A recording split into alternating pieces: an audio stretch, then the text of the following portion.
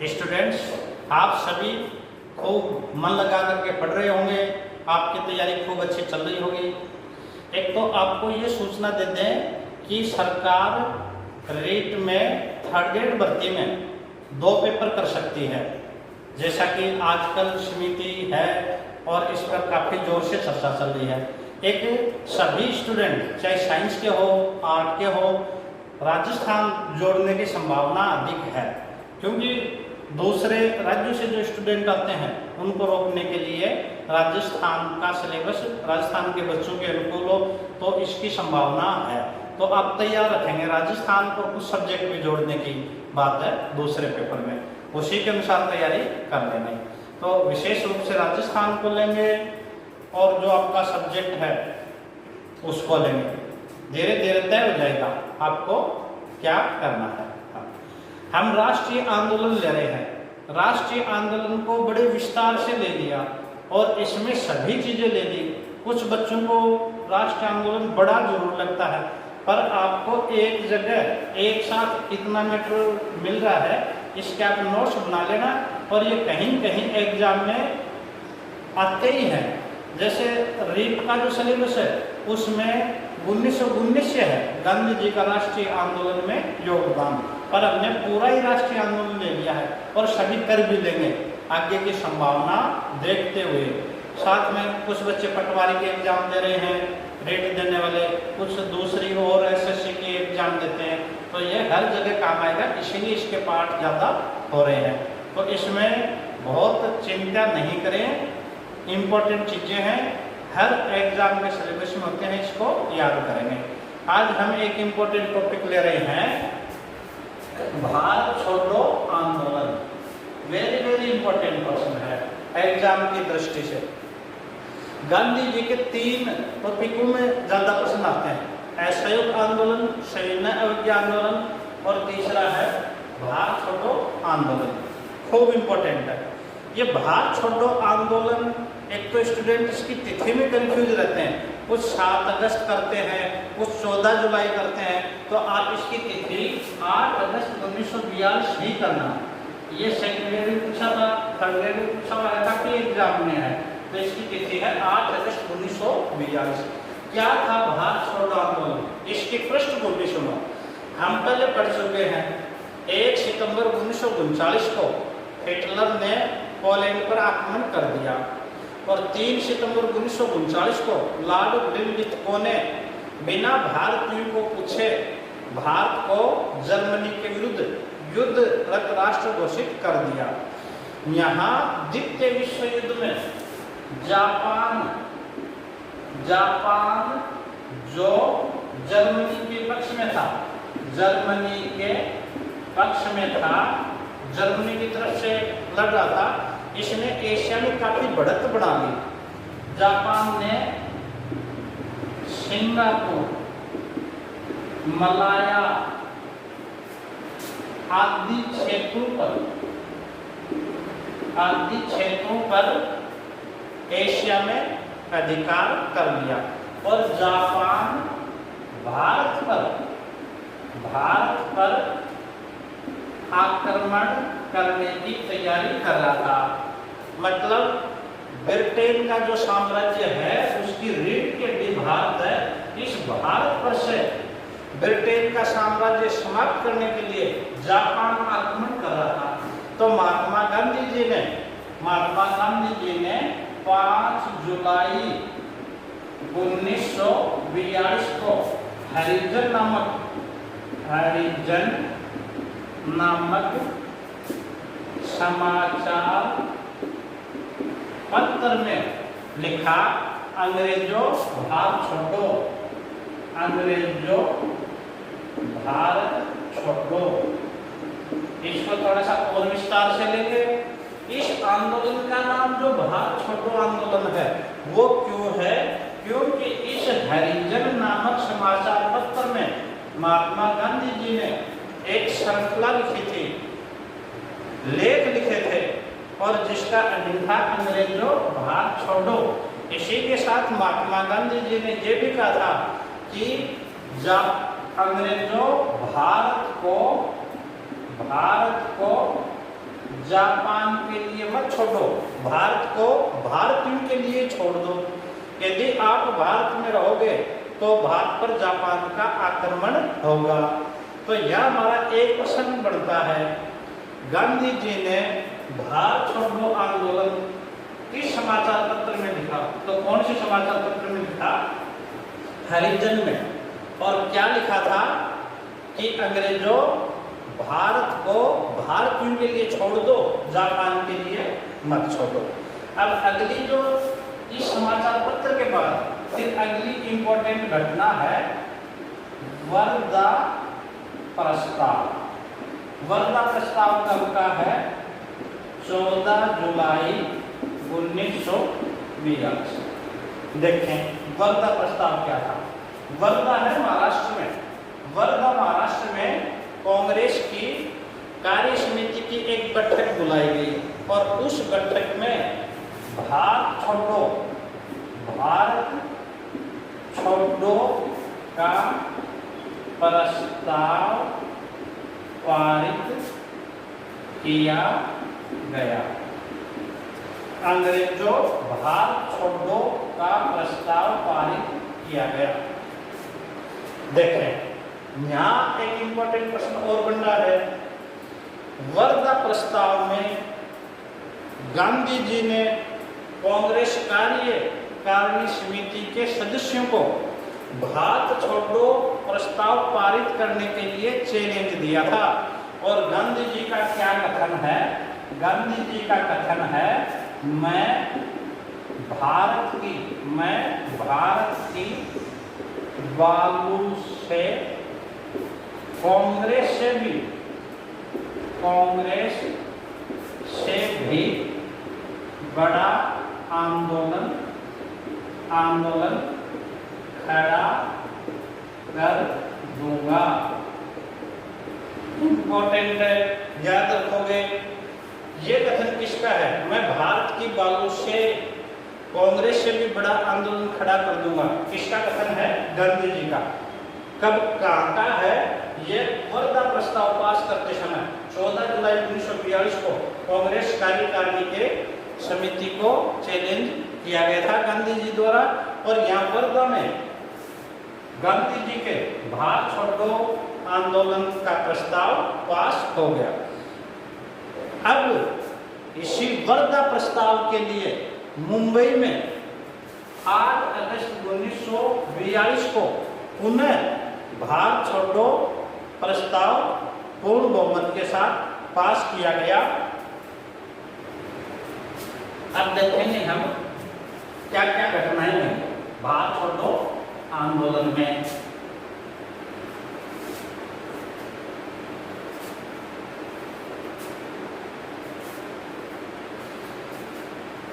मुंबई के ग्वालिया टैंक मैदान, यहाँ कांग्रेस कार्य समिति की बैठक बुलाई गई, कांग्रेस का सम्मेलन बुलाया गया और इसी ग्वालिया टैंक मैदान में इसकी अध्यक्षता की थी अब्दुल कलाम आजाद।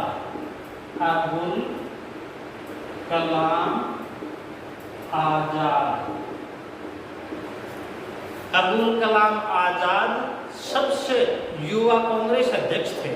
अच्छा प्रश्न है। और आजादी से पहले सबसे लंबे समय तक कांग्रेस अध्यक्ष रहे थे। 1940 से 1945 तक अब्दुल कलाम आजाद कांग्रेस अध्यक्ष रहे थे। तो भारत छोड़ो प्रस्ताव के समय कांग्रेस की जो बैठक हुई थी उसकी अध्यक्षता किसने की थी? अब्दुल कलाम आजाद ने। और इस समय यहाँ वर्धा प्रस्ताव को पूर्ण बहुमत के साथ स्वीकार कर लिया गया। कब कर लिया गया? 8 अगस्त 1940 को। इस समय गांधी जी ने करो या मरो का नारा दिया। काफी इंपॉर्टेंट है। करो या मरो का नारा किसका था? करो या मरो का नारा महात्मा गांधी का था। कब दिया गया था? भारत छोड़ो आंदोलन। इस समय महात्मा गांधी जी ने 70 मिनट तक भाषण दिया था और पटाभी सितार मैया ने लिखा कि भारत छोड़ो आंदोलन में गांधी जी जब भाषण दे रहे थे तो ये लग रहा था उनमें किसी पैगंबर या देवदूत की प्रतिछाया आ गई थी। मतलब गांधी जी ने बहुत ही अच्छे ढंग से 70 मिनट तक सभा को संबोधित किया और ये कहा था हम स्वतंत्रता से नीचे कोई भी चीज नहीं लेंगे, या तो इस प्रयास में देश को स्वतंत्र कराने के प्रयास में या तो हम मर जाएंगे या देश को आजाद करा लेंगे। तो ये शॉर्ट रूप में पूछा जाता है, करो या मरो का नारा दिया। खूब इम्पोर्टेंट है। अभी यहाँ एक नारा और भी इम्पोर्टेंट है। 1 अगस्त 1942 को इलाहाबाद में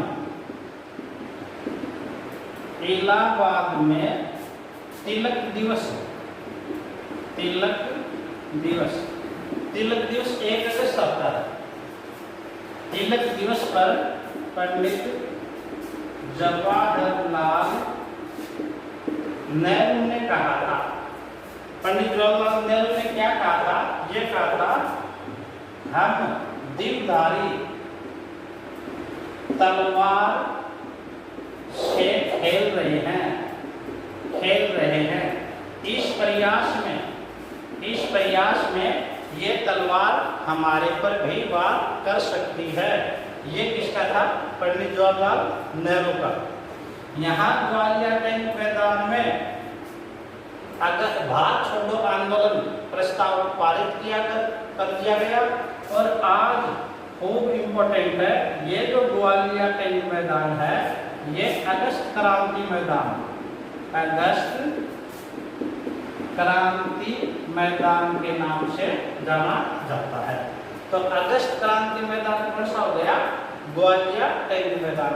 और भारत छोड़ो आंदोलन ये अगस्त क्रांति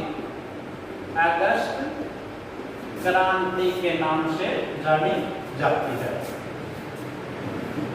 अंग्रेजों ने 9 अगस्त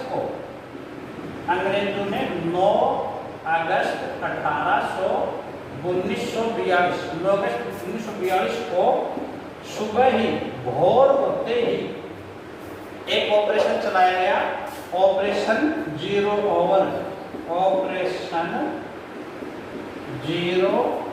ओवर। इसके तहत कांग्रेस के सभी मुख्य नेताओं को गिरफ्तार कर दिया गया। यहाँ से 2-3 प्रश्न और इम्पोर्टेंट बनते हैं। कांग्रेस के मुख्य नेताओं को गिरफ्तार कर दिया गया। कौन से ऑपरेशन के तहत? ऑपरेशन जीरो ओवर के तहत। अब एक खूब इम्पोर्टेंट प्रश्न है, एग्जाम में पूछा था, भारतीय राष्ट्रीय आंदोलन का या गांधी जी का या कांग्रेस का कौन सा आंदोलन था जो नेतृत्व विहीन था? तो ये भारत छोड़ो जो आंदोलन है, भारत छोड़ो आंदोलन नेतृत्व विहीन था। सब नेताओं को गिरफ्तार कर दिया गया। अच्छा, वेरी इंपॉर्टेंट है। इस समय गांधी जी और सरोजनी नायडू, कस्तूरबा गांधी, इनको गिरफ्तार करके उन्ना के आगा खां जेल में बंद रखा गया था। ये दुर्ग था, इसको अंग्रेजों ने जेल बना दी थी। तो गांधी जी और सरोजनी नायडू को कहाँ रखा गया था? उन्ना के आगा खां महल में। अन्य जो कांग्रेस कार्य समिति के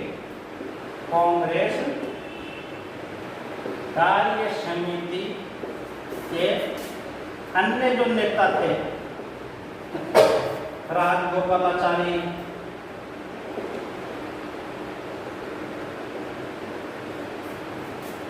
वल्लभ पंत, इन नेताओं को गिरफ्तार करके अहमदनगर जेल, ये अहमदनगर जेल कहाँ है? ये है महाराष्ट्र में। अहमदनगर जेल में रखा गया था। काफी बार एग्जाम में प्रश्न पूछा जाता है, गांधी जी को जेल में कहाँ रखा गया था? आगा था महल में। अन्य नेताओं को कहाँ रखा गया था? अन्य नेताओं को रखा गया था अहमदनगर महाराष्ट्र में, अहमदनगर महाराष्ट्र की जेल में। अब देखो ये जो आंदोलन है ये नेतृत्व विहीन हो जाता है।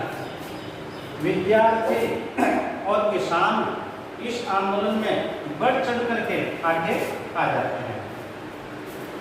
गांधी जी ने अपील की थी विद्यार्थियों को सरकारी कॉलेजों को बहिष्कार करें, और जो सरकारी कर्मचारी हैं उनको कहा गया था आप सरकारी सर्विस तो नहीं त्यागे परंतु कांग्रेस के प्रति आप भक्ति रखें। उन राजा महाराजाओं के प्रति जनता को समर्थन देने का कहा था जो अंग्रेजों के विरोधी थे। उन जमींदारों का समर्थन देने के लिए कहा था जो राष्ट्रीय आंदोलन में साथ थे। इस तरह से अब यहाँ राम मनोहर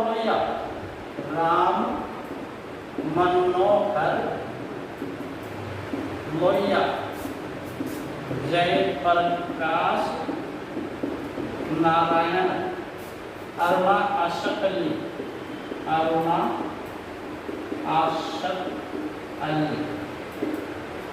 पटवर्धन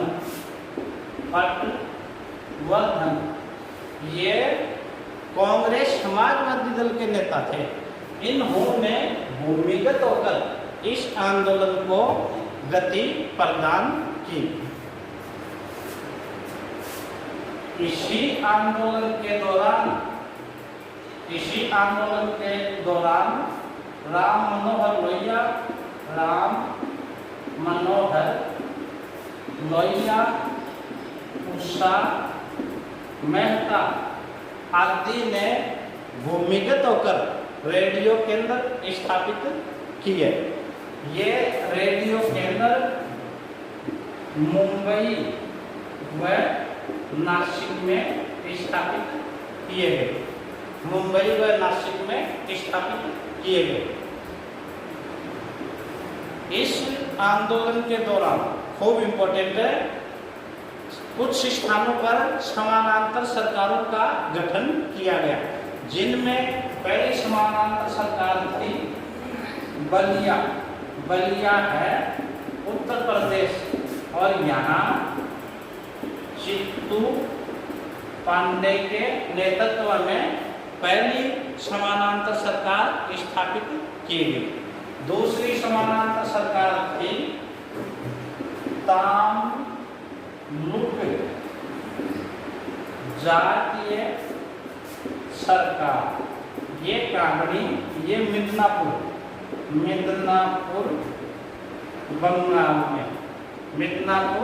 बंगाल में दूसरी समानांतर सरकार गठित की गई, और इस के संस्थापक थे सतीश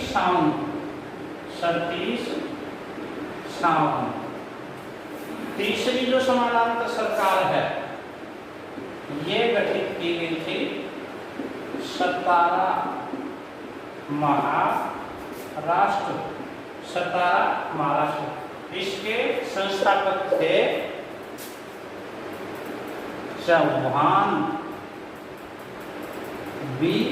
चौहान। यहाँ इम्पोर्टेंट प्रश्न ये है, ये जो 3 समानांतर सरकार गठित की गई, इनमें सबसे पहले सरकार थी बलिया उत्तर प्रदेश से, और पीछे फर्स्ट ग्रेड में पूछा था सबसे अधिक लंबे समय तक या दीर्घजीवी चलने वाली सरकार कौन सी थी? ये सरकार थी सतारा महाराष्ट्र की सरकार। खूब इम्पोर्टेंट है, तीनों सरकारों को याद करना है। इसी दौरान ये जो भारत छोड़ो आंदोलन था, इसका भारत की मुख्य राजनीतिक पार्टियों ने विरोध किया। ये भी एग्जाम में आता है, कौन कौन थे विरोध करने वाले? विरोध करने वालों में देखो मुस्लिम लीग भारत छोड़ो का विरोध किया था। साम्यवादी दल ने विरोध किया था। अकाली दल ने विरोध किया था। हिंदू महासभा ने भी इसका विरोध किया था। परंतु इस आंदोलन में विद्यार्थी और ये भूमिगत नेताओं ने राममोहन रॉय, जयप्रकाश नारायण, करुणा सकली, इन्होंने किसानों को, विद्यार्थियों को आंदोलन बढ़ावा देने के लिए कहा और काफ़ी सड़कें तोड़ दी गई, टेलीफोन लाइन के तार काट दिए गए, सरकारी कार्यालयों को, रेलवे लाइन को नुकसान पहुंचाया गया और ये हिंसात्मक आंदोलन हो गया था। परंतु इस आंदोलन में अंग्रेजों को ये एहसास हो गया था अब लंबे समय तक भारत पर शासन करना बहुत मुश्किल है। अंग्रेजों ने गांधी जी पर हिंसा भड़काने का आरोप लगाया और गांधी जी ने 10 फरवरी 1943 को जेल में ही 21 दिन का उपवास रखा। गांधी जी कमजोर हो गए थे, बीमार थे और 21 दिन के उपवास से अंग्रेजों को ये लगने लगा कि अब गांधी जी की मृत्यु हो जाएगी और अंग्रेजों ने आगा खां जेल में गांधी जी के अंतिम संस्कार के लिए पहले से ही चंदन की लकड़ियां जुटा ली गई थी। परंतु उस समय गवर्नर जनरल की कार्यकारिणी के 3 सदस्यों ने अपने पद से त्यागपत्र दे दिया गया और अंग्रेजों को गांधी जी को रिहा करना पड़ा। इस आंदोलन के दौरान इम्पोर्टेंट क्वेश्चन है, गांधी जी की पत्नी कस्तूरबा गांधी का आगा खां जेल में निधन हो गया था। काफी बार पूछा है, कस्तूरबा गांधी जी की मृत्यु कब हुई? 1944 में। कहाँ हुई? उन्ना के आगा खां जेल में। और गांधी जी के जो निजी सचिव थे महादेव देसाई, उनकी भी इस आंदोलन में मृत्यु होती है। ये जो आंदोलन है इसका डॉक्टर भीमराव अंबेडकर ने उत्तरदायित्व पूर्ण और पागलपन भरा कार्य बतलाया है। ब्रिटिश सरकार ने इसकी जांच हेतु विकेंडन के अध्यक्षता में ICS अधिकारी थे, विकेंडन की अध्यक्षता में एक जांच आयोग गठित किया। अब देखें, गांधी जी का ये जो आंदोलन था, भारत छोड़ो आंदोलन, देश को स्वतंत्र कराने में तो सफल नहीं हुआ, परंतु इस आंदोलन ने जन आंदोलन की तरह ही अब अंग्रेजों को ये एहसास करवा दिया अब भारत में रहना उनके लिए बहुत मुश्किल है। जिस तरह से युवाओं ने, विद्यार्थियों ने, किसानों ने सरकारी कार्यालय, रेलवे और जो अंग्रेजों को नुकसान पहुंचाया था, वो उनके आगे के लिए अंग्रेजों को भय पैदा करने वाला था। तो ये हमारा हुआ गांधी जी का भारत छोड़ो आंदोलन। भारत छोड़ो के बाद में द्वितीय विश्व युद्ध में गतिरोध बना रहा। अगली हम जो घटना ले रहे हैं वो है CR फॉर्मूला 10 जुलाई 1944। इसमें सिर्फ आपको ये तारीख मैंने याद रखनी है। CR फॉर्मूला कब का है? 10 जुलाई 1944। क्या था CR फॉर्मूला में? आपको बता दें, ये CR कौन थे? राजगोपालाचारी, ये मद्रास प्रांत के नेता थे। मद्रास प्रांत के महत्वपूर्ण कांग्रेसी नेता थे। श्री राजगोपालाचारी मद्रास प्रांत के महत्वपूर्ण नेता थे। इन्होंने अपना एक सुझाव प्रस्तुत किया था जो किस समस्या से संबंधित था? सांप्रदायिक हिंदू मुस्लिम समस्या से संबंधित था।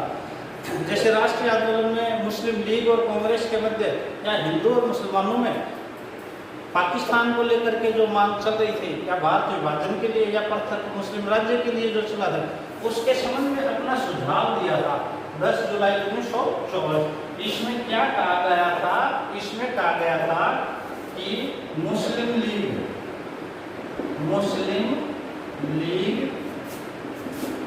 कांग्रेस के राष्ट्रीय आंदोलन को सहयोग दे। और जैसे ही देश आजाद होता है, मतलब आजादी के बाद की थी, आजादी के बाद सियार फॉर्मूला में क्या कहा गया था कि भारत के उत्तर पश्चिम और पूर्वी प्रांतों में जहाँ मुस्लिम जनसंख्या अधिक है, मुस्लिम जनसंख्या अधिक है, इनमें वयस्क मताधिकार के द्वारा, और ये बात कब की है? आजादी के बाद की।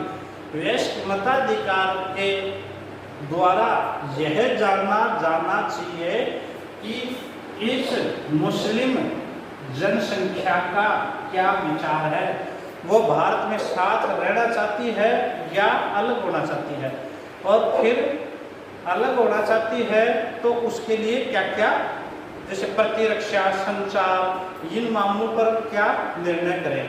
तो ये मुस्लिम लीग और कांग्रेस में समझौता के पक्षधर थे और श्री राजगोपालाचारी, और समझौता के तहत इन्होंने ये अपना सियार फॉर्मूला दिया था। और सबसे बड़ी बात यह है, इस समय कांग्रेस ने इसका विरोध किया था सियार फॉर्मूला का, और जब देश आजाद हुआ तो देश का जो विभाजन हुआ उसमें इसी सियार फॉर्मूला की तरह से ही भारत का विभाजन हुआ था।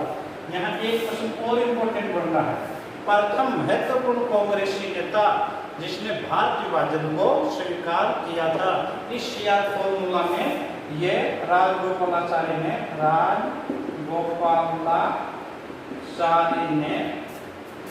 भारत विभाजन को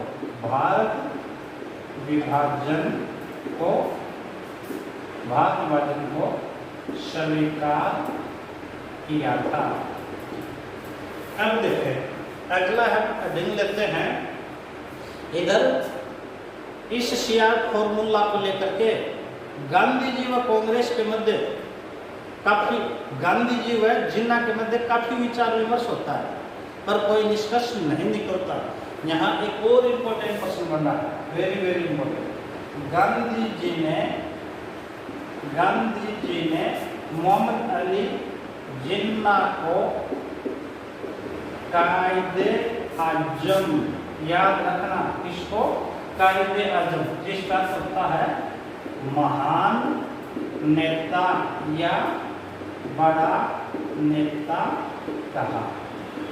अच्छा प्रश्न है, जिन्ना को कायदे आजम किसने कहा? गांधी जी ने। अब जिन्ना अपने आप में बहुत बड़े बन गए थे, और इसके बाद में तो जिन्ना ने बिना पाकिस्तान के कोई बात ही स्वीकार नहीं की। इस गतिरोध को दूर करने के लिए उस समय के जो वायसराय थे वेवेल, उन्होंने एक घोषणा की जो वेवेल घोषणा के नाम से जानी जाती है। अगला इंपॉर्टेंट है वेवेल घोषणा या वेवेल योजना। वेवेल योजना ये है 17 जून 1915। वेवेल उस समय वायसराय थे। इन्होंने द्वितीय विश्व युद्ध के दौरान गतिरोध को दूर करने के लिए 17 जून को रेडियो पर घोषणा की थी क्या घोषणा थी, इंपॉर्टेंट है। इन्होंने कहा था गवर्नर जनरल की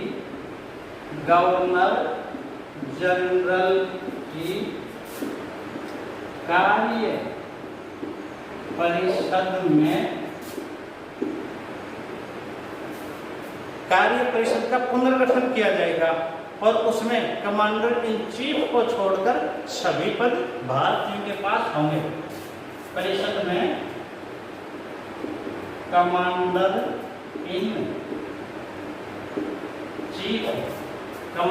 इन चीफ को छोड़कर सभी पद भारतीयों के पास होंगे। मतलब हमें काफी अधिकार दिए जा रहे थे। ये गवर्नर जनरल की कार्यकारी परिषद में सभी सदस्य भारत में, और एक ये जो कार्य परिषद थी ये एक तरह से अंतरिम सरकार की तरह कार्य करेगी। अंतरिम सरकार की तरह से कार्य करेगी।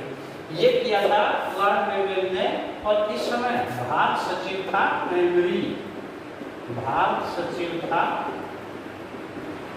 एमरी, जिन्होंने इंग्लैंड के हाउस ऑफ कॉमन्स में इसी चीज की घोषणा की गई थी।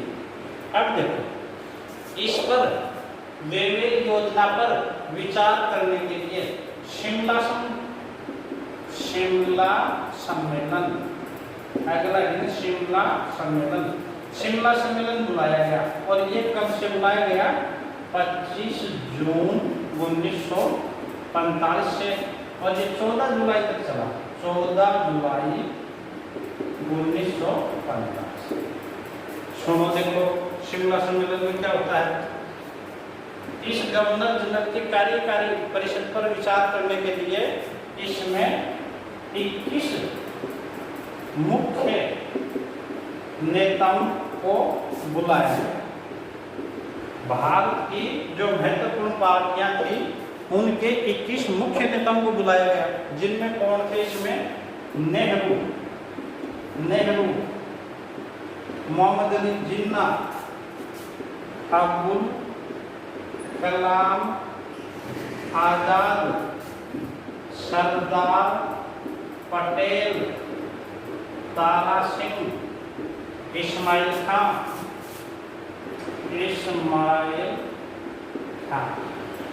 आदि मुख्य नेता इस शिमला सम्मेलन में उपस्थित हुए थे। एक बात याद रखना, गांधी जी शिमला सम्मेलन में उपस्थित नहीं हुए।